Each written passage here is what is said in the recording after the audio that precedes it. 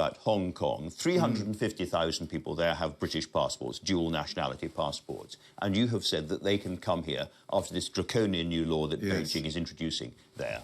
Now, there's another 3 million people who would be able to apply for British visas or British passports because of when they were born.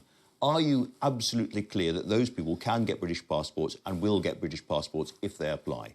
Well, just to start, it's not quite true to say that they're dual nationals. We, as part of the handover and the package of measures that were put together with the joint declaration back in 1984, we agreed this B&O passport holder status. It means that residents of Hong Kong who have that passport can come to the UK subject to a restriction of 6 months.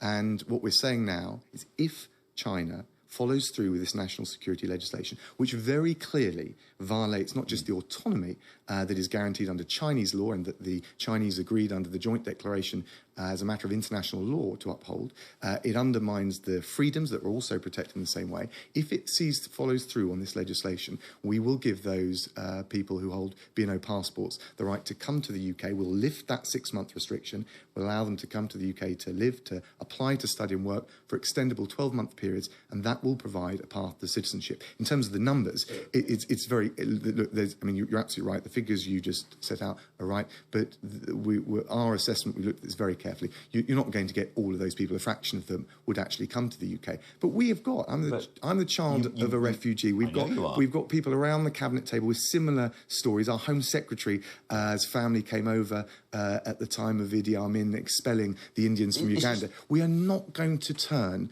a blind eye. We're not going to look away for our responsibilities to the people of Hong Kong. 28,000 people came from Uganda. We are talking possibly of several hundred thousand at the very least, and possibly more coming from Hong Kong. Well, I'm just absolutely clear that you are prepared for that to happen if that's necessary. Yeah, it's very unlikely you'd get those figures. I mean, you're absolutely right. We don't know. You don't know, but you can be reasonably... You can test the assumptions based on the fact that a large number would probably want to stay.